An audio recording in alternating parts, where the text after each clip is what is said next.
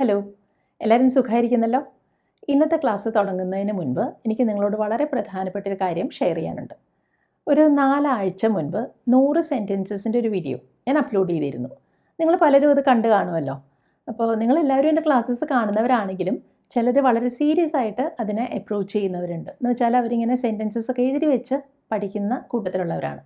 അങ്ങനെ കുറച്ച് പേര് പറഞ്ഞാണ് ഞാൻ അറിയുന്നത് ഒരു സ്പോക്കൺ ഇംഗ്ലീഷ് പഠിപ്പിക്കുന്ന ചാനൽ, മലയാളത്തിൽ തന്നെയുള്ള ചാനലാണ്, പുതിയ ചാനലാണ്, അവർ തുടങ്ങിയിട്ടേ ഉള്ളൂ. അവർ എൻ്റെ ഈ പറഞ്ഞ വീഡിയോയിലുള്ള സെൻറ്റൻസസ് ഉപയോഗിച്ച് കുറച്ച് വീഡിയോസ് അപ്ലോഡ് ചെയ്തിട്ടുണ്ട് എന്നുള്ളത്. ഇതിങ്ങനെ കേട്ടപ്പോൾ ഞാനും ഒന്ന് നോക്കിയപ്പോൾ സംഗതി ശരിയാണ്. എൻ്റെ വീഡിയോയിൽ ഞാൻ പറഞ്ഞല്ലോ 100 സെൻറ്റൻസസ് ആണുള്ളത്. അതിലുള്ള 70 സെൻറ്റൻസസോളം അവർ ഉപയോഗിച്ച് കഴിഞ്ഞു. എന്ന് വെച്ചാൽ ആ സെൻറ്റൻസസ് അങ്ങനെ തന്നെ ഉപയോഗിച്ചിരിക്കുകയാണ്.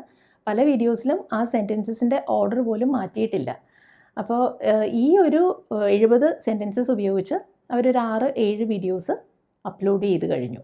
മാത്രമല്ല എൻ്റെ ഷോർട്ട് വീഡിയോസ്, ചില ഷോർട്ട് വീഡിയോസിലുള്ള അതേ സെൻറ്റൻസസ് അങ്ങനെ തന്നെ ഉപയോഗിച്ച് അവർ വേറെ വീഡിയോസ് ചെയ്തിട്ടുണ്ട്.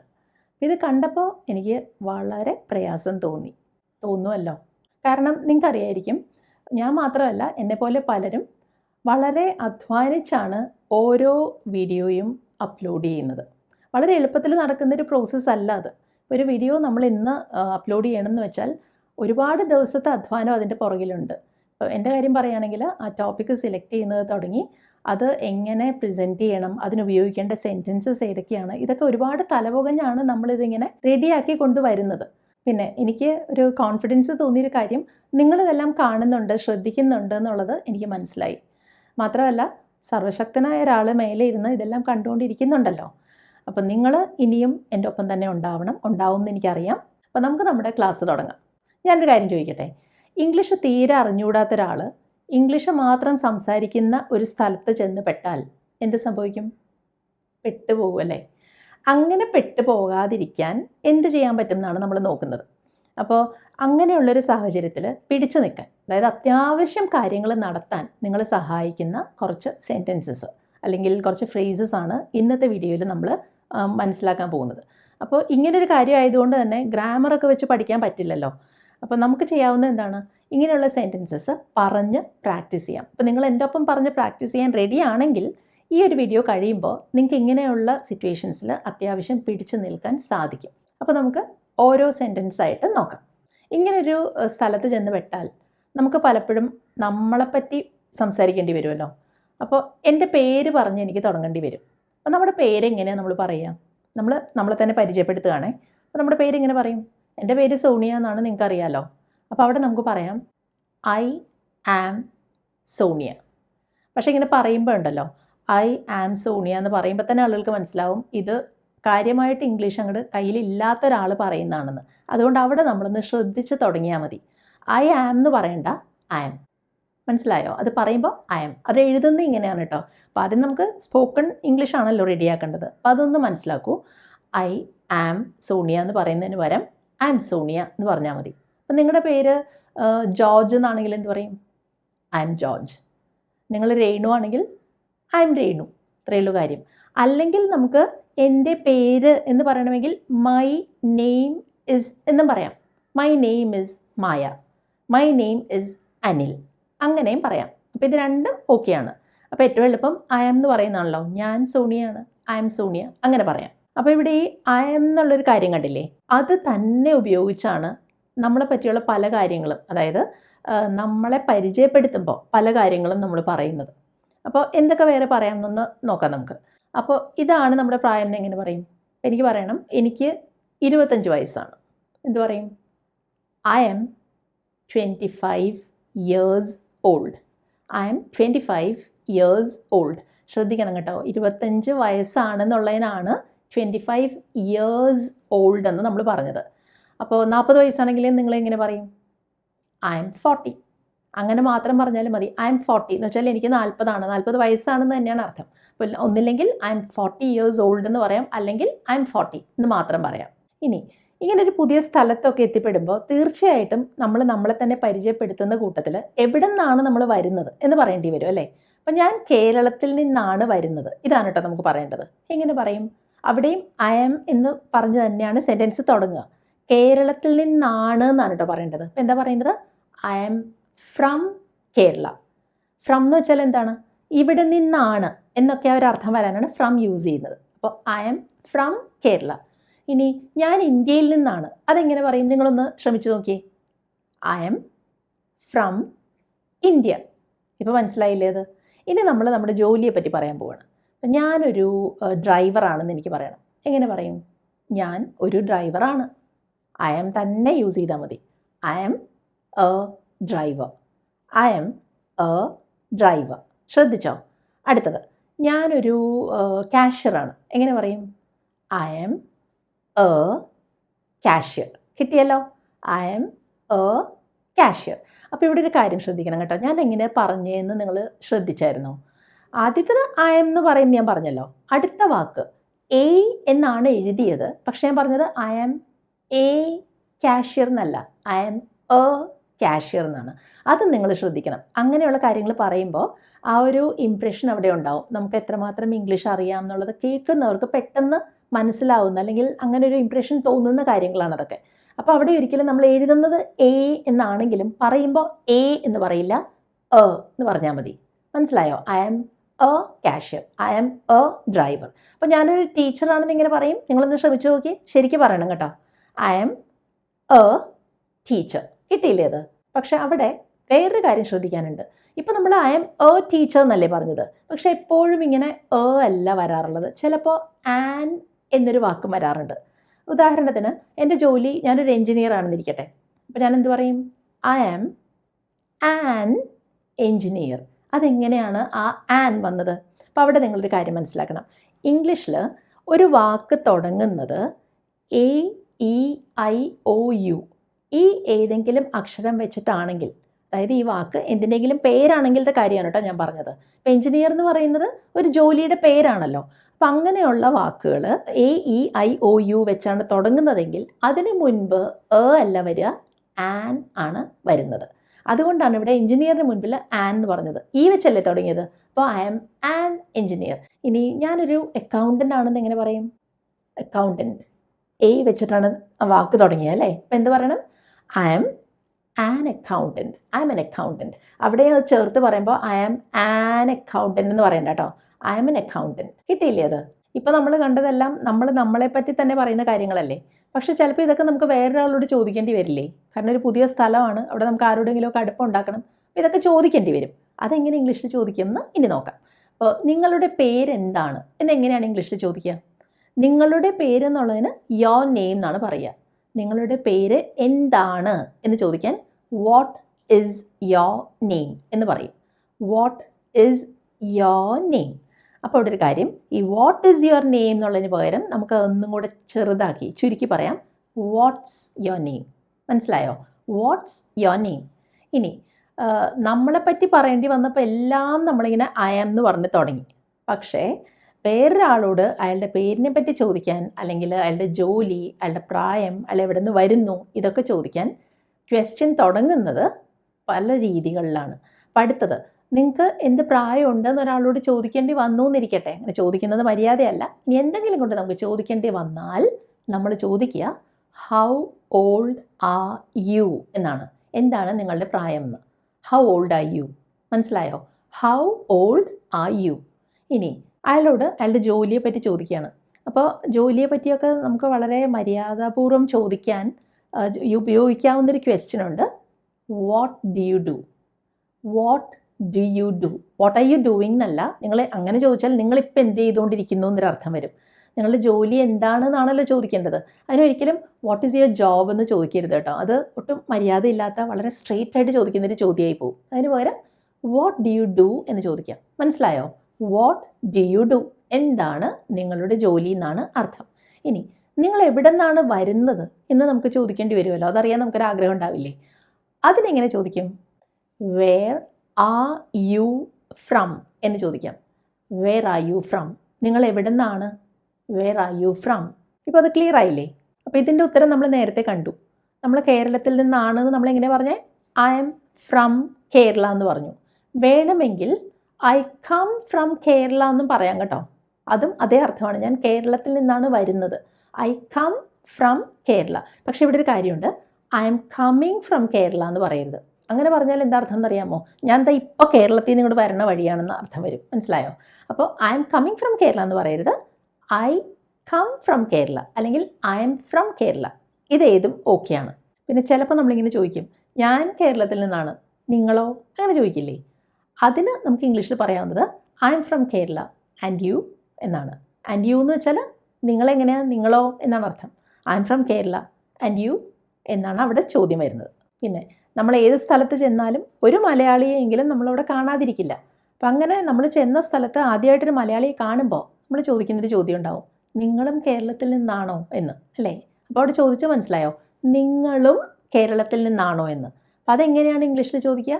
ആ നിങ്ങളും എന്നുള്ളൊരർത്ഥം കിട്ടാൻ ഓൾസോ എന്ന് ചേർത്താൽ മതി. അപ്പോൾ അവിടെ നമ്മൾ പറയുക, are you also from Kerala? മനസ്സിലായോ? Are you also from Kerala? Are you from Kerala എന്ന് ചോദിച്ചാൽ നിങ്ങൾ കേരളത്തിൽ നിന്നാണോ? നിങ്ങളും കേരളത്തിൽ നിന്നാണോ എന്ന് ചോദിക്കാൻ R you also from Kerala എന്ന് ചോദിക്കാം. അതുപോലെ നമുക്ക് ഇംഗ്ലീഷ് വലിയ പിടിയില്ലെങ്കിൽ നമ്മളൊരു പുതിയ സ്ഥലത്ത് ചെല്ലുമ്പോൾ ആദ്യം നോക്കുന്നത് എന്തായിരിക്കും? മലയാളികൾ ആരെങ്കിലും ഉണ്ടോ എന്നായിരിക്കും. അതില്ലെങ്കിൽ പിന്നെ നമ്മൾ നോക്കുക ഇംഗ്ലീഷെങ്കിലും എന്തെങ്കിലും കുറച്ചറിയാവുന്ന ആരെങ്കിലും ഉണ്ടോ എന്നായിരിക്കും, അല്ലേ? അങ്ങനെയെങ്കിലും നമുക്ക് കുറച്ചൊക്കെ കാര്യങ്ങൾ മാനേജ് ചെയ്ത് പോവാം. അപ്പോൾ അവിടെ നമ്മൾ ചോദിക്കില്ലേ ആളുകളോട്, നിങ്ങൾ ഇംഗ്ലീഷ് സംസാരിക്കുമോ എന്ന്? അതെങ്ങനെയാണ് ഇംഗ്ലീഷിൽ ചോദിക്കുക? Do you speak English? സംസാരിക്കുമോ എന്നുള്ളതിനാണ് സ്പീക്ക് എന്ന് പറഞ്ഞു കേട്ടോ. അവിടെ ഡു യു സേ ഇംഗ്ലീഷ് എന്നല്ല പറയുക, do you speak English. Do you talk എന്നും പറയരുത്, ഡു യു സ്പീക്ക് ഇംഗ്ലീഷ്. അപ്പോൾ അവിടെ വെച്ച് നമ്മൾ മലയാളികളെ ഒന്നും കണ്ടില്ല എന്നിരിക്കട്ടെ, കർണാടകയിൽ നിന്നുള്ള ഒരാളെയാണ് നമ്മൾ പരിചയപ്പെട്ടത്. അയാൾ നമ്മളോട് ചോദിക്കുന്നത് നമുക്ക് കന്നഡ അറിയാമോ എന്നാണ്. അപ്പോൾ എനിക്ക് കന്നഡ അറിയില്ല എന്നെങ്ങനെയാണ് പറയുക? അത് നമ്മൾ പറയുന്നത് I don't know Kannada. I don't know Kannada. Okay? അല്ലെങ്കിൽ നമ്മളത് സംസാരിക്കില്ല എന്നാണ് പറയുന്നതെങ്കിൽ ഐ ഡോണ്ട് സ്പീക്ക് കന്നഡ എന്ന് പറയാം. മനസ്സിലായോ? I don't speak Kannada. ഇനി ഇങ്ങനെ ഒരു സന്ദർഭം നിങ്ങൾ ഓർത്ത് നോക്കിയേ. ഈ പുതിയ സ്ഥലത്ത് ചെന്നിട്ട് നമുക്കൊരു ബാങ്കിൽ പോകേണ്ടി വന്നു. അവിടെ നമ്മളൊരാളോട് ചോദിക്കുകയാണ്, നിങ്ങളുടെ കയ്യിലൊരു പേനയുണ്ടോ എന്ന്. അതെങ്ങനെ ചോദിക്കും? അത് നമുക്കൊന്നില്ലെങ്കിൽ ഇംഗ്ലീഷിൽ ചോദിക്കാവുന്നത് do you have a pen എന്നാണ്. ഒരു പേനയല്ലേ, a pen. Do you have a pen. അല്ലെങ്കിൽ നമുക്ക് ചോദിക്കാം have you got a pen. മനസ്സിലായോ? ഹാവ് യു ഗോട്ട് അല്ലെങ്കിൽ ഡു യു ഹാവ്. അപ്പോൾ ആ ഒരു ഫ്രേസ് നിങ്ങളിങ്ങനെ പറഞ്ഞ് പ്രാക്ടീസ് ചെയ്യണം. Do you have a pen അല്ലെങ്കിൽ have you got a pen. അപ്പോൾ ഒരു ബുക്ക് ഉണ്ടോ എന്ന് നിങ്ങളെങ്ങനെ ചോദിക്കും വേറൊരാളോട്? Do you have a book. അല്ലെങ്കിലോ have you got A book. ഇനി ഒരാൾ ആ പേന വെച്ച് എഴുതിക്കൊണ്ടിരിക്കുകയാണ്. അപ്പോൾ അതിലൂടെ നമ്മൾ ചോദിക്കുകയാണ് വേറൊരു പേനയുണ്ടോ എന്ന്. അപ്പോൾ അതിന് നമുക്ക് എ സ്പെയർ പെൻ എന്ന് പറയാം, അതായത് എക്സ്ട്രാ ഒരു പെൻ. അപ്പോൾ അവിടെ നമ്മൾ എന്താ ചോദിക്കുക? Do you have a spare pen? മനസ്സിലായോ? Do you have a spare pen? അങ്ങനെയാണ് അവിടെ ചോദിക്കുന്നത്. പക്ഷേ ഇവിടെ ഒരു കാര്യം നിങ്ങൾ ശ്രദ്ധിച്ചോ? നിങ്ങളുടെ കയ്യിൽ പേനയുണ്ടോ എന്ന് ചോദിക്കാൻ ഞാൻ ചോദിച്ചത് do you have a pen എന്നാണ്. എന്തുകൊണ്ടാണ് എ പെൻ എന്ന് പറഞ്ഞത്? ഒരു പേനയുണ്ടോ എന്നേ ഞാൻ ചോദിച്ചുള്ളൂ, അല്ലേ? പ്രത്യേകിച്ച് ഈ ഒരു സ്പെഷ്യൽ പെന്നൊന്നും ഞാൻ പറഞ്ഞില്ല. Do you have a pen? പക്ഷേ ഇനി എനിക്ക് ചോദിക്കേണ്ടത് നിങ്ങളുടെ കയ്യിൽ ആ കാർഡ് ഉണ്ടോ എന്നാണ്. ഏത് card?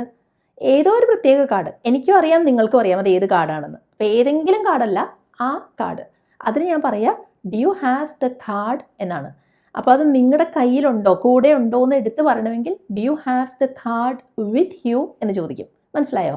Do you have the card with you. അപ്പോൾ നിങ്ങൾക്ക് ചോദിക്കണം നിങ്ങളുടെ കയ്യിൽ ആ ബിൽ ഉണ്ടോ? എങ്ങനെ ചോദിക്കും? Do you have the bill with you. മറ്റേ ആളോട് ചോദിക്കണം നിങ്ങളുടെ കയ്യിലുണ്ടോ എന്ന്. Do you have the bill with you എന്നാണ് അവിടെ ചോദ്യം വന്നത്. അപ്പോൾ ഇവിടെ നമ്മളോടൊരാളൊരു കാര്യം ചോദിച്ചു. അത് നമ്മൾ കൊടുക്കുമ്പോൾ നമ്മൾ മലയാളത്തിലാണെങ്കിൽ ഇതാ ദാ പേന എന്നൊക്കെ പറഞ്ഞിട്ടല്ലേ കൊടുക്കുക. അതുപോലെ ഇംഗ്ലീഷിൽ നമ്മൾ എന്താ പറയുക? അവിടെ നമുക്ക് പറയാവുന്നത് ഹിയർ യു ആർ എന്നാണ്. അത് ചോദിച്ച കാര്യം നമ്മൾ കൊടുക്കുകയല്ലേ, അവിടെ ഹിയർ യു ആർ.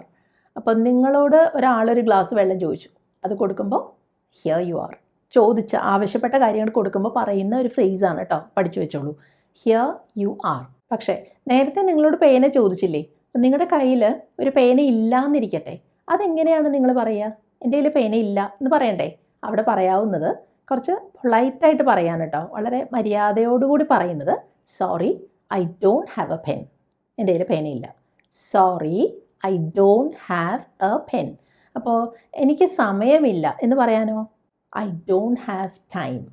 അവിടെ കണ്ടോ I don't have a time എന്ന് പറയില്ല കേട്ടോ. ടൈം എന്ന് വെച്ചാൽ ഇങ്ങനെ ഒരു സമയം, 2 സമയം, 3 സമയം നിന്നില്ലല്ലോ. അപ്പോൾ ഐ ഡോണ്ട് ഹാവ് ടൈം. വ്യത്യാസം മനസ്സിലായോ? പേന നമുക്ക് എണ്ണാം, അപ്പോൾ I don't have a pen. പക്ഷേ സമയം എണ്ണാൻ പറ്റാത്തത് കൊണ്ട്, ഇങ്ങനെ 1, 2, 3 സമയം എന്ന് പറയാത്തത് കൊണ്ട് ഐ ഡോണ്ട് ഹാവ് ടൈം എന്നാണ് പറയുക. പൈസ ഇല്ല, പണം ഇല്ല എന്നെങ്ങനെ പറയും? I don't have money. മനസ്സിലായോ? കാരണം പണം എന്ന് പറയുമ്പോൾ 1 പണം, 2 പണം അങ്ങനെ പറയില്ലല്ലോ. കറൻസി നമുക്ക് എണ്ണാം, നോട്ടുകൾ നമുക്ക് എണ്ണാം. പക്ഷെ പണം എന്ന് പറയുന്നത് അങ്ങനെ എണ്ണാൻ പറ്റുന്നതായിട്ടല്ല നമ്മൾ പറയുന്നത്. ഇങ്ങനെ ഓർത്താൽ മതി. നമ്മൾ എൻ്റെ കയ്യിൽ 4 പണം ഉണ്ടെന്ന് പറയില്ലല്ലോ. അതുകൊണ്ട് മണിയുടെ കൂടെ നമ്മൾ എന്ന് പറയില്ല. I don't have money, I don't have time. മനസ്സിലായല്ലോ? അപ്പോൾ ഞാൻ നിങ്ങളോട് നിങ്ങളുടെ കയ്യിൽ പണം ഉണ്ടോ എന്ന് ചോദിച്ചു. നിങ്ങൾ എന്ത് പറഞ്ഞു? സോറി, പണമൊന്നുമില്ല എന്ന്. അപ്പോൾ അവിടെ എനിക്ക് പിന്നെ നിങ്ങളോട് പറയാവുന്നത് എന്താണ്? അത് സാരമില്ല, അത് പ്രശ്നമില്ല, അങ്ങനെ പറയില്ലേ? അവിടെ അതെങ്ങനെ ഇംഗ്ലീഷിൽ പറയും? ഇങ്ങനെ പറയാം, it is all right. It is all right. അവിടെ ഓൾ റൈറ്റ് എന്ന് പറഞ്ഞില്ലേ, അത് വേണമെങ്കിൽ ഒറ്റ വാക്കായിട്ടും നമുക്ക് എഴുതാം കേട്ടോ. ഇങ്ങനെ. അപ്പോൾ സ്പെല്ലിംഗ് വ്യത്യാസം വന്നു, മനസ്സിലായോ? ALRIGHT എന്ന് പറഞ്ഞു. അങ്ങനെയും പറയാം. അപ്പോൾ സാധാരണ നമ്മൾ ഈ കാഷ്വലായിട്ടൊക്കെ പറയുമ്പോൾ ആ ഒരുമിച്ച് വന്ന ഓൾ റൈറ്റില്ലേ, ആ സ്പെല്ലിംഗ് ആണ് യൂസ് ചെയ്യുക. പക്ഷേ ഏത് പറഞ്ഞാലും പറയുമ്പോൾ നമുക്ക് മനസ്സിലാവില്ല. പിന്നെ ഇറ്റ് ഈസ് എന്നുള്ളതിന് പകരം അവിടെയും നമുക്കൊന്ന് ചേർത്ത് പറയാം, ഇറ്റ്സ് ഓൾ റൈറ്റ് എന്ന് പറയാം. മനസ്സിലായോ? അത് സാരമില്ല എന്ന് പറയാൻ ഇറ്റ്സ് ഓൾ റൈറ്റ്. അല്ലെങ്കിൽ ഇങ്ങനെയും പറയാം കേട്ടോ, കുഴപ്പമില്ല, നെവർ മൈൻഡ്. സാരമില്ല എന്ന് തന്നെ അർത്ഥം, നെവർ മൈൻഡ്, അത് പ്രശ്നമില്ല. ഇനി ആരെങ്കിലും നമ്മളോട് എന്തെങ്കിലും പറയുമ്പോൾ നമുക്ക് എന്താണ് അവർ പറയുന്നതെന്ന് മനസ്സിലായില്ല എന്നിരിക്കട്ടെ. അപ്പോൾ നിങ്ങൾ എന്താ പറഞ്ഞേ എന്ന് നമ്മൾ ചോദിക്കില്ലേ? അവർ പറഞ്ഞു കേട്ടോ, നിങ്ങൾ എന്താ പറഞ്ഞത് എന്നാണ് ചോദിക്കുന്നത്. അവിടെ നമ്മൾ ചോദിക്കുന്നത് വാട്ട് ഡിഡ് യു സേ എന്നാണ്. അവിടെ പറയുക, സംസാരിക്കുക എന്നുള്ള സ്പീക്കല്ല കേട്ടോ പറയുന്നത്, സേ പറയണം. വാട്ട് ഡിഡ് യു സേ, എന്താ പറഞ്ഞേ? പറഞ്ഞു കഴിഞ്ഞതുകൊണ്ടാണ് വാട്ട് ഡിഡ് പറഞ്ഞത് കേട്ടോ. What did you say. അപ്പോൾ ഇതേപോലെയാണ് കേട്ടോ എല്ലാം പറയുന്നത്. നിങ്ങൾ എന്താ കഴിച്ചേ? What did you eat. നിങ്ങൾ എന്താണ് കുടിച്ചത്? What did you drink. മനസ്സിലായോ? നിങ്ങൾ എന്താ വായിച്ചേ? What did you read. മനസ്സിലായോ? വായിക്കുക എന്നുള്ളത് റീഡല്ലേ. What did you read. എന്താ എഴുതിയേ? What did you write. അപ്പോൾ ആ ഒരു ഫ്രേസ് പഠിച്ചു വയ്ക്കണം. എന്താ ചെയ്തത്, എന്താ എഴുതിയത്, എന്താ കഴിച്ചത്, അങ്ങനെയൊക്കെ ചോദിക്കാൻ വാട്ട് ഡിഡ് യു കഴിഞ്ഞ് ആ ഒരു വേർബ് പറഞ്ഞാൽ മതി. ആ പ്രവൃത്തിയെ കാണിക്കുന്ന വാക്കില്ലേ, അത് പറഞ്ഞാൽ മതി. അപ്പോൾ നമ്മൾ ഇയാളോട് ചോദിച്ചല്ലോ, നിങ്ങൾ എന്താ പറഞ്ഞേ എന്ന് ചോദിച്ചില്ലേ. അപ്പോൾ അയാളത് വീണ്ടും പറഞ്ഞു എന്നിരിക്കട്ടെ, എന്നിട്ട് നമുക്ക് മനസ്സിലാകുന്നില്ല. അപ്പോൾ എനിക്ക് നിങ്ങൾ പറയുന്നത് മനസ്സിലാകുന്നില്ല എന്ന് പറയാൻ ഐ ഡോണ്ട് അണ്ടർസ്റ്റാൻഡ്. എനിക്ക് മനസ്സിലാകുന്നില്ല, മനസ്സിലായില്ല എന്നല്ല, മനസ്സിലാകുന്നില്ല. I don't understand. മനസ്സിലായില്ല എന്ന് പറയണമെങ്കിൽ ഐ ഡിഡൻറ്റ് അണ്ടർസ്റ്റാൻഡ് എന്ന് പറയും. I didn't understand. നമ്മൾ ഈ പാസ്റ്റ് ടെൻസ് പറയുമ്പോഴാണ് ഐ ഡിഡൻറ്റ് പറയുന്നത്. ഞാൻ എഴുതിയില്ല, ഐ ഡിഡൻറ്റ് റൈറ്റ്. പക്ഷേ ഒരു കാര്യമുണ്ട് കേട്ടോ, ഡിഡൻറ്റ് എന്ന് പറയേണ്ട ഡിൻറ്റ് എന്നാണ് നമ്മൾ ചെറുതാക്കി പറയുമ്പോൾ കേൾക്കുന്നത്. ഐ ഡിഡൻറ്റ് റൈറ്റ്, ഞാൻ പോയില്ല. ഐ ഡിഡൻറ്റ് ഗോ, ഞാൻ വന്നില്ല. I didn't come. മനസ്സിലായോ? ഇനി എനിക്ക് നിങ്ങൾ പറഞ്ഞത് മനസ്സിലായില്ല എന്ന് പറയാൻ ഐ ഡിഡൻറ്റ് അണ്ടർസ്റ്റാൻഡ് എന്ന് പറയാമല്ലോ. അതിന് പകരം ഐ ഡിഡൻറ്റ് ഗെറ്റ് യു എന്ന് പറയാം. ഐ ഡിഡൻറ്റ് ഗെറ്റ് യു എന്ന് പറഞ്ഞാൽ എനിക്ക് കിട്ടിയില്ല എന്നല്ല, എനിക്ക് നിങ്ങൾ പറയുന്നത് എന്താണെന്ന് മനസ്സിലാക്കാൻ പറ്റിയില്ല എന്ന്. മനസ്സിലായോ? I didn't get you. ഏറ്റവും എളുപ്പമായിട്ട് പറയാവുന്നത് സത്യത്തിൽ അതാണ്. I didn't get you. എന്താ പറഞ്ഞേ? എനിക്ക് മനസ്സിലായില്ല. I didn't get you.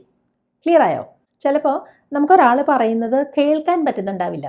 എനിക്ക് നിങ്ങളെ കേൾക്കാൻ പറ്റുന്നില്ല എന്നെങ്ങനെ പറയാം? I can't hear you. നിങ്ങളെ കേൾക്കാൻ പറ്റുന്നില്ല, സാധിക്കുന്നില്ല എന്ന അർത്ഥം കിട്ടാനാണ് കാൺട്ട് യൂസ് ചെയ്തത്. കാൺട്ട് എന്ന് വെച്ചാൽ കനോട്ട് ആണ് കേട്ടോ.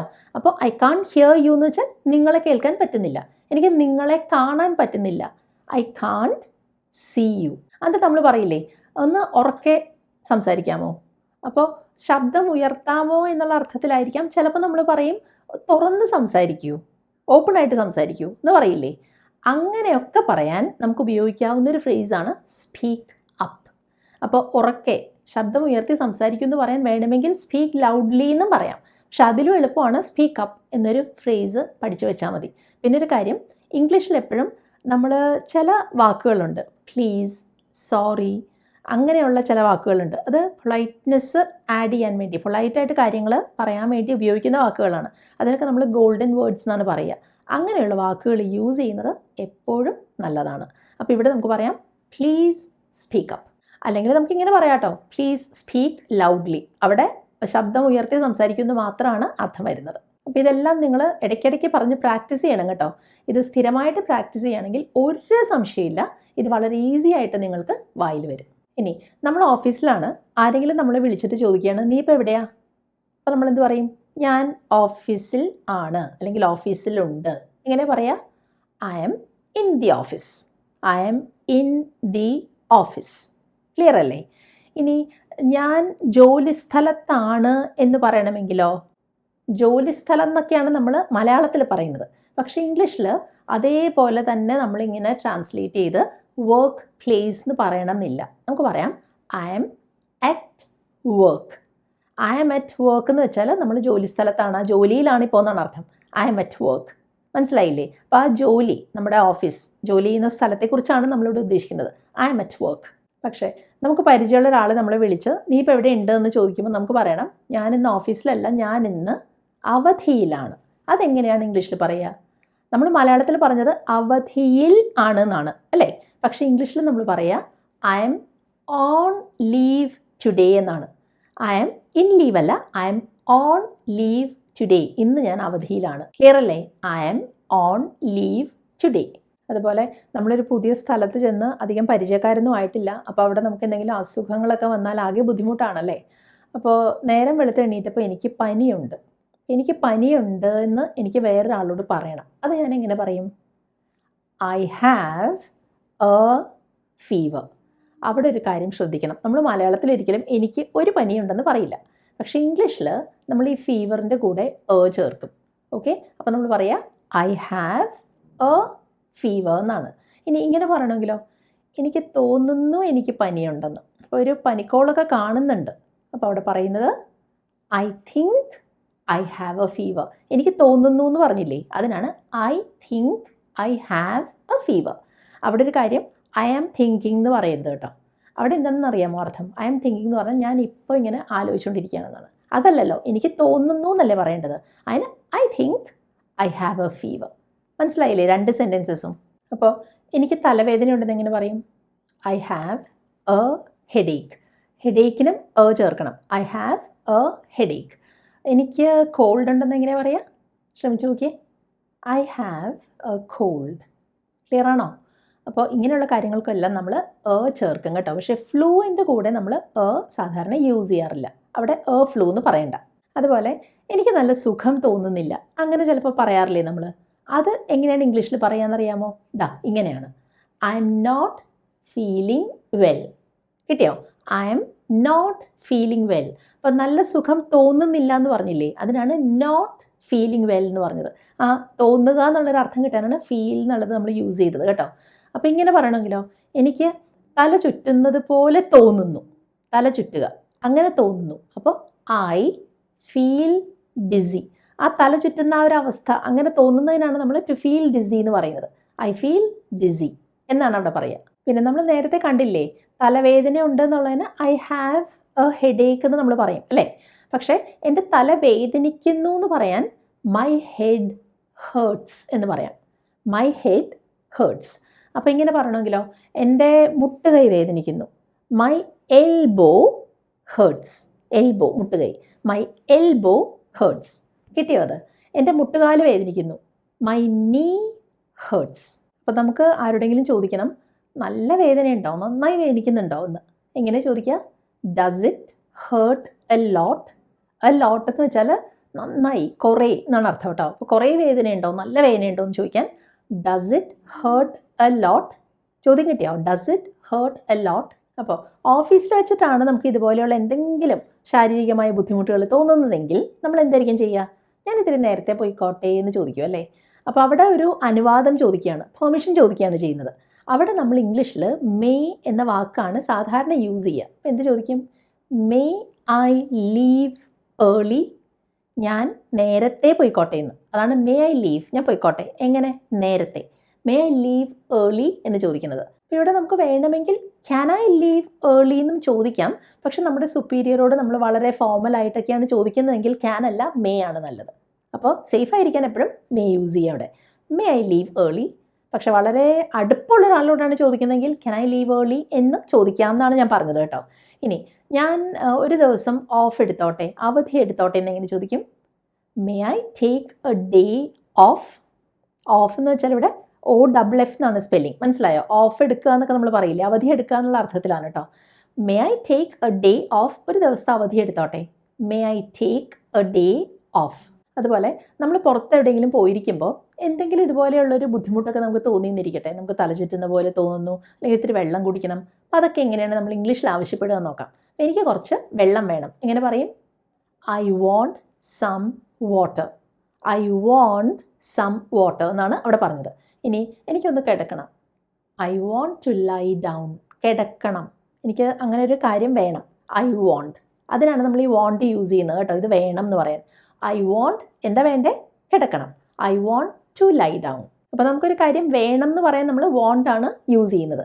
പക്ഷേ ഒരു കാര്യം അത്യാവശ്യമാണ്, അത് അപ്പോൾ ചെയ്തേ പറ്റൂ എന്നാണെങ്കിൽ അവിടെ നമ്മൾ വോണ്ട് അല്ല നീഡാണ് യൂസ് ചെയ്യുക. അപ്പോൾ എനിക്ക് ഇപ്പോൾ പോയേ പറ്റൂ, അത് അത്യാവശ്യമാണ്. എന്ത് പറയും? I need to leave now. I want to leave now അല്ല, ഇതെനിക്ക് ചെയ്തേ പറ്റൂ. I need to leave now. എനിക്ക് നേരത്തെ പോയേ പറ്റൂ. എങ്ങനെയാണ് പറയുക? നമ്മൾ നേരത്തെ ആ വാക്കൊക്കെ പഠിച്ചതായിരുന്നു. എങ്ങനെ പറയും? ഐ നീഡ് ടു ലീവ്, നേരത്തെ, early. I need to leave early. ഇപ്പോൾ നീഡും വോണ്ടും തമ്മിലുള്ള വ്യത്യാസം നിങ്ങൾക്ക് മനസ്സിലായല്ലോ. ഇനി ഇങ്ങനൊരു സാഹചര്യം ഓർത്ത് നോക്കിയേ. നമ്മുടെ ഒരു ഫ്രണ്ടിന് സുഖമില്ലായിരുന്നു. ചിലപ്പോൾ നമ്മൾ അയാളെ വിളിച്ച് ചോദിക്കും അല്ലേ, അല്ലെങ്കിൽ അയാളെ കാണുമ്പോൾ നമ്മൾ ചോദിക്കും, നിങ്ങൾ ഓക്കെ ആണോ എന്ന് ചോദിക്കില്ലേ? എങ്ങനെ ചോദിക്കുക? Are you okay? Are you okay എന്നാണ് ചോദിക്കുന്നത്, മനസ്സിലായോ? നിങ്ങൾ ഓക്കെ ആണോ? ആർ യു ഓക്കെ എന്ന് ചോദിക്കും. ഇനി നിങ്ങളുടെ ഫ്ലൂ എങ്ങനെയുണ്ട്? അയാൾക്ക് ഫ്ലൂ ആയിരുന്നു, ജലദോഷമായിരുന്നു, അതെങ്ങനെയുണ്ടെന്ന് ചോദിക്കണമെങ്കിലോ ഹൗ ഈസ് യുവർ ഫ്ലൂ എന്ന് ചോദിക്കും. How is your flu, how is your flu എന്നാണ് അവിടുത്തെ ചോദ്യം കേട്ടോ. അപ്പോൾ കോൾഡിനെ പറ്റി ചോദിക്കണമെങ്കിലോ how is your cold? Headache, how is your headache, അതായത് തലവേദന മാറിയോ എന്ന്. ഹൗ ഈസ് യുവർ ഹെഡേക്ക് എന്ന് ചോദിക്കും. ഇനി ഭേദമായോ, ആശ്വാസം തോന്നുന്നുണ്ടോ എന്നൊക്കെ നമ്മൾ ചോദിക്കില്ലേ, അതിന് ആർ യു ഫീലിംഗ് ബെറ്റർ എന്ന് ചോദിച്ചാൽ മതി. ആർ യു ഫീലിംഗ് ബെറ്റർ, മനസ്സിലായോ? ഇപ്പോൾ ആശ്വാസം തോന്നുന്നുണ്ടോ എന്നാണെങ്കിലോ are you feeling better now എന്ന് ചോദിക്കാം. ആ നൗ എന്നുള്ള വാക്കാണ് ഇപ്പോൾ എന്നുള്ളതിന് നമ്മൾ യൂസ് ചെയ്യുന്നത്.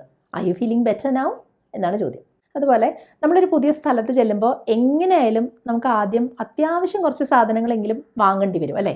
അപ്പം അങ്ങനെ നമ്മളൊരു സ്റ്റോറിൽ പോയിരിക്കുകയാണെന്ന് ഇരിക്കട്ടെ. അപ്പോൾ അവിടെ നമുക്ക് ആവശ്യം വരുന്ന കുറച്ച് ഇംഗ്ലീഷ് സെൻറ്റൻസസ് ആണ് നമ്മളിപ്പോൾ കാണാൻ പോകുന്നത് കേട്ടോ. നമ്മളൊരു സ്റ്റോറിൽ, ഒരു കടയിൽ ചെന്നിട്ട് ചോദിക്കുകയാണ്, നിങ്ങളിവിടെ സ്റ്റാമ്പ് വിൽക്കുന്നുണ്ടോ? അതായത് നമുക്ക് അവിടുന്ന് സ്റ്റാമ്പ് വാങ്ങിക്കാൻ കിട്ടുമെന്നാണ് ചോദിക്കുന്നത്. എന്താ പറയുക? Do you cell stamps here? അതായത് ഇവിടുന്ന് സ്റ്റാമ്പ് നമുക്ക് വാങ്ങിക്കാൻ പറ്റുമോ? നിങ്ങൾ സ്റ്റാമ്പ് വിൽക്കുന്നുണ്ടോ? വിൽക്കുക എന്നുള്ളതിനാണ് സെൽ എന്ന് പറയുന്നത്. അപ്പോൾ ഡു യു സെൽ സ്റ്റാമ്പ്സ്, മനസ്സിലായോ? നിങ്ങളിവിടെ ഫ്ലാസ്ക് വിൽക്കുന്നുണ്ടോ? നമുക്ക് ഫ്ലാസ്ക്കാണ് വാങ്ങേണ്ടത് കേട്ടോ. എന്താ ചോദിക്കുക? Do you sell flasks? Do you sell flasks? നിങ്ങളിവിടെ പുസ്തകങ്ങൾ വിൽക്കുന്നുണ്ടോ? Do you sell books? Clear ആയോ? അങ്ങനെയാണ് ആ ചോദ്യം ചോദിക്കുക. ഇനി നമ്മൾ ആ കടയിൽ ചെന്നു, നമ്മൾ ചോക്ലേറ്റ്സ് ആണ് നോക്കുന്നത്. അപ്പോൾ എവിടെയാണ് ഈ ചോക്ലേറ്റ്സ് വെച്ചിരിക്കുന്നതെന്ന് നമുക്കറിയില്ല. അപ്പോൾ അതെങ്ങനെ ചോദിക്കും? എവിടെയാണ് ചോക്ലേറ്റ്സ് ഉള്ളതെന്നാണ് ചോദ്യം വരേണ്ടത്. അപ്പോൾ അവിടെ നമുക്ക് ചോദിക്കുക വേ ക്യാൻ ഐ ഫൈൻഡ് ചോക്ലേറ്റ്സ് എന്നാണ്. അപ്പോൾ അവിടെ വേർ ആർ ദ ചോക്ലേറ്റ്സ് എന്ന് ചോദിക്കരുത് കേട്ടോ. ചോക്ലേറ്റ്സ് എവിടെയാന്ന് ചോദിക്കരുത്. Where can I find chocolates. Where can I find shirts. Shirts ഒക്കെ എവിടെയാണ് ഉള്ളത്? Where can I find shirts. മനസ്സിലായോ? പിന്നെ നമ്മൾ എന്തെങ്കിലും ഒരു സാധനം വാങ്ങാൻ എടുത്തു കഴിഞ്ഞാൽ പിന്നെ നമുക്കറിയേണ്ടത് അതിൻ്റെ വില എത്രയാണെന്നാണ് അല്ലേ. അപ്പോൾ ഈ വിലയെക്കുറിച്ച് ചോദിക്കാൻ ഇംഗ്ലീഷിൽ നമ്മൾ യൂസ് ചെയ്യുന്ന ഫ്രേസ് ഹൗ മച്ച് ആണ്. അപ്പോൾ ഇതിനെന്താ വില എന്ന് ചോദിക്കണം. ഒരു സാധനം, ഒരു ഷർട്ട്, ഇതിനെന്താ വില? How much is it? മനസ്സിലായോ? How much is it. ഒരു ഷർട്ടേ ഉള്ളൂ, അതുകൊണ്ട് ഹൗ മച്ച് ഇസ് ഇറ്റ്. അപ്പോൾ വേണമെങ്കിൽ how much is this shirt എന്നും ചോദിക്കാം. ഈ ഷർട്ടിന് എന്താ വില? ഹൗ മച്ച് ഇസ് ഇറ്റ് അല്ലെങ്കിൽ how much is this shirt. ഇനി എനിക്ക് നോക്കേണ്ടത് ഒരു ജീൻസാണ്. അപ്പോൾ ജീൻസും പറയുമ്പോൾ ഒന്നേ ഉള്ളൂ, പക്ഷെ അതിന് 2 പാർട്ടുണ്ടല്ലോ. അങ്ങനെയാണ് നമ്മളത് കണക്കാക്കുന്നത്. അപ്പോൾ ജീൻസിൻ്റെ കാര്യത്തിൽ നമ്മൾ പറയുക ഹൗ മച്ച് ആർ ദേ എന്നാണ്. വ്യത്യാസം മനസ്സിലായോ? ജീൻസ് അല്ലെങ്കിൽ ട്രൗസേഴ്സ് ഒക്കെ വാങ്ങിക്കുമ്പോൾ ഹൗ മച്ച് ഈസ് ഇറ്റ് അല്ല, ഹൗ മച്ച് ആർ ദേ എന്ന് പറയും. ആ വ്യത്യാസം ഒന്ന് ഓർമ്മയുണ്ടാവണം കേട്ടോ. അപ്പോൾ ഒന്നിൽ കൂടുതലുള്ള എന്തിനെപ്പറ്റി ചോദിക്കുമ്പോഴും ആർ ദേ എന്നാണ് പറയുക. ഇപ്പം നമുക്ക് കുറച്ച് ബുക്സ് വാങ്ങണം. How much are they? ഈ ബുക്സിന് പല ബുക്സുകളുണ്ടല്ലോ, ബുക്സിന് എന്താ വില? How much are they? ഒരു ബുക്കേ ഉള്ളെങ്കിൽ how much is it. Clear ആയല്ലോ അത്? ഇനി നമുക്കൊരു ഫ്രൈങ് പാനാണ് വാങ്ങേണ്ടത്. അപ്പം നമ്മളവിടെ നോക്കിയപ്പോൾ എല്ലാം വലിയ സൈസ് മാത്രമേ ഉള്ളൂ. നമുക്കൊരു ചെറുത് വാങ്ങിയാൽ മതിയായിരുന്നു. അപ്പോൾ നമുക്ക് ചോദിക്കണം, ഇതിൻ്റെ ചെറിയ സൈസ് ഉണ്ടോ, ചെറിയ പാൻ ഉണ്ടോ എന്ന്. എങ്ങനെ ചോദിക്കും? Do you have A smaller pan എന്ന് ചോദിക്കാം. ഇതിലും ചെറിയ സൈസ് ഉണ്ടോ എന്നല്ലേ, അതുകൊണ്ടാണ് സ്മോളർ പാൻ എന്ന് പറഞ്ഞത്. Do you have A smaller pan? ഇനി നമ്മളൊരു ഷർട്ടാണ് നോക്കുന്നതെന്നിരിക്കട്ടെ. അപ്പോൾ അവിടെ കണ്ടത് നമുക്ക് ഫിറ്റല്ല, പാകമല്ല, നമുക്ക് കുറച്ചുകൂടെ വലുതാണ് വേണ്ടത്. അപ്പോൾ നമ്മൾ എന്തുവാ ചോദിക്കും? ഇതിൻ്റെ വലിയ സൈസ് ഉണ്ടോ എന്ന് ചോദിക്കണം. അവിടെ ചോദിക്കാവുന്നത് do you have this shirt in a larger size എന്നാണ്. ഈ ഷർട്ട് വലിയ സൈസ് ഉണ്ടോ എന്ന്. Do you have this shirt in a larger size. മനസ്സിലായോ?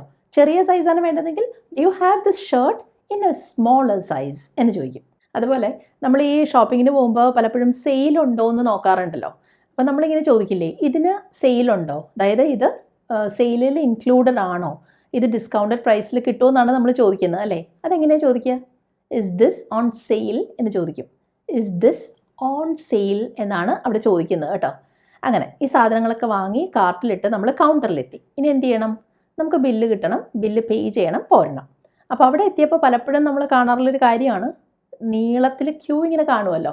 അപ്പോൾ നമ്മൾ അവിടെ ആരുടെയെങ്കിലും ചോദിക്കുകയാണ്, നിങ്ങൾ ഈ ക്യൂവിൽ നിൽക്കുന്ന ആളാണോ, അങ്ങനെ ചോദിക്കില്ലേ? അതെങ്ങനെ ചോദിക്കും? ആർ യു ഇൻ ലൈൻ എന്ന് ചോദിക്കും. ഈ നിരയിൽ നിങ്ങൾ നിൽക്കുന്നുണ്ടോയെന്ന്. ആർ യു ഇൻ ലൈൻ അല്ലെങ്കിൽ are you in the queue എന്നും ചോദിക്കാം. ഈ ക്യൂ എന്ന് എഴുതിയിരിക്കുന്നത് കണ്ടല്ലോ, 5 അക്ഷരങ്ങളുണ്ട്, Q U E U E, പക്ഷേ ക്യൂ എന്ന് മാത്രം പറഞ്ഞാൽ മതി. അപ്പോൾ ആർ യു ഇൻ ലൈൻ അല്ലെങ്കിൽ are you in the queue എന്ന് ചോദിക്കാം.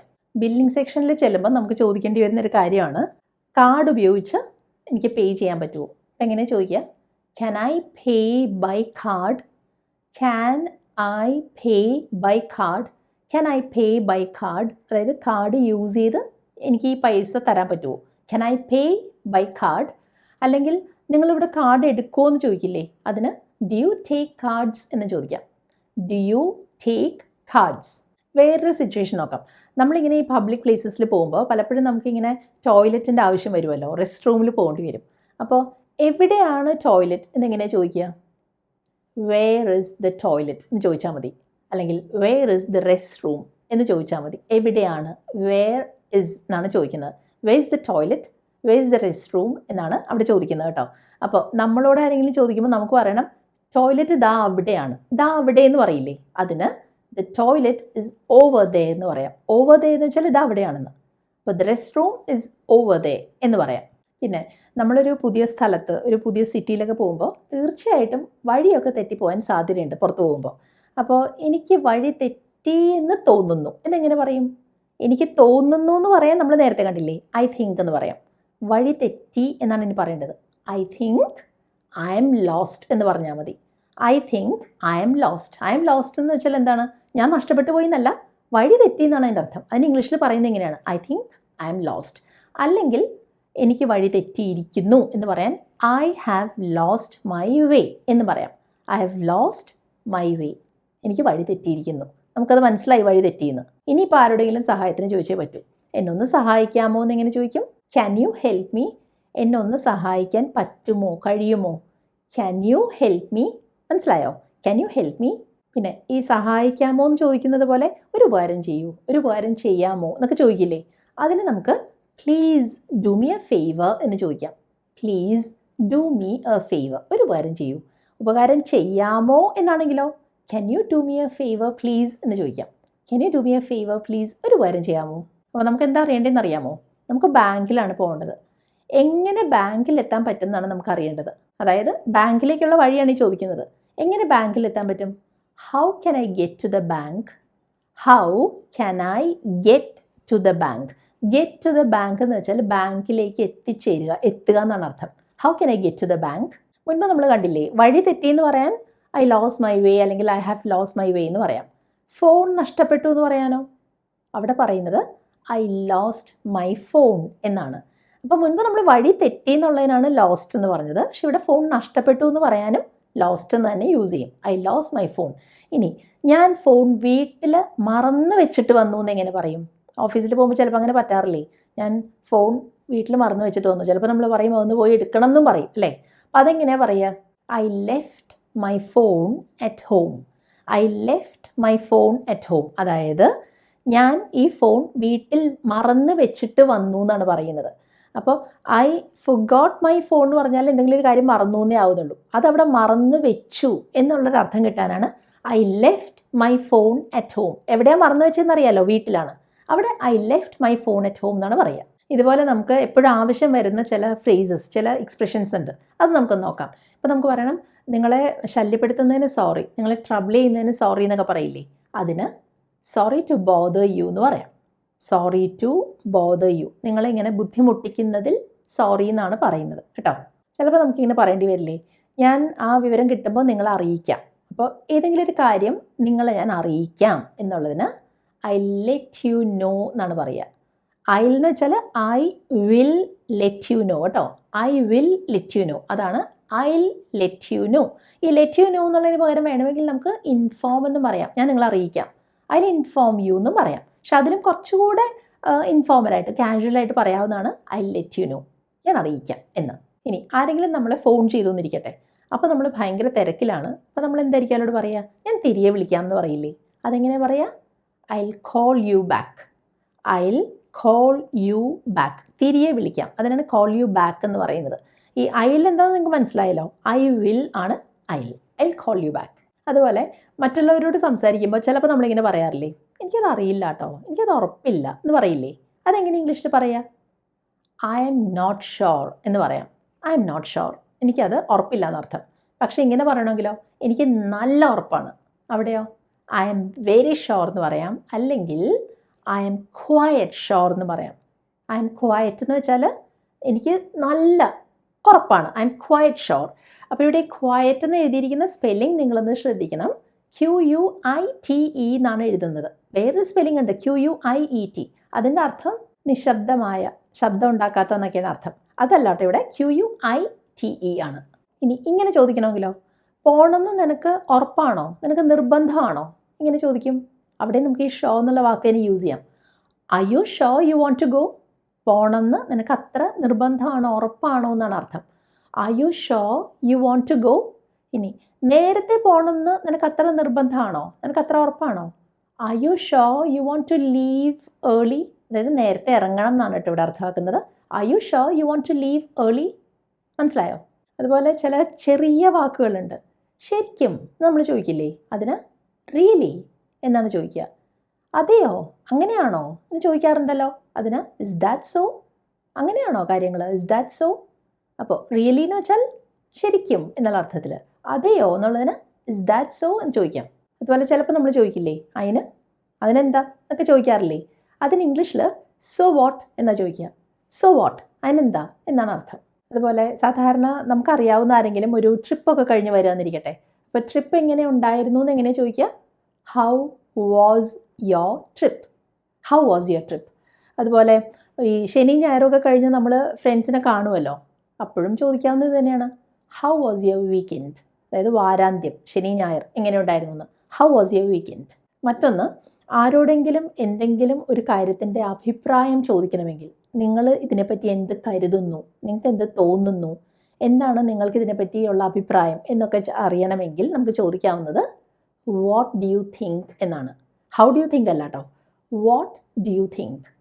ഒരു കാര്യം പറഞ്ഞു, നിങ്ങൾക്ക് എന്ത് തോന്നുന്നു, വാട്ട് ഡു യു തിങ്ക് എന്ന് ചോദിച്ചാൽ മതി. അപ്പോൾ ആ ഒപ്പീനിയൻ, അയാളുടെ അഭിപ്രായമാണ് നമുക്ക് തിരിച്ച് മറുപടിയായിട്ട് കിട്ടുക. അതിന് ഈ ഒരൊറ്റ ഫ്രേസ് പഠിച്ചാൽ മതി, വാട്ട് ഡു യു തിങ്ക്.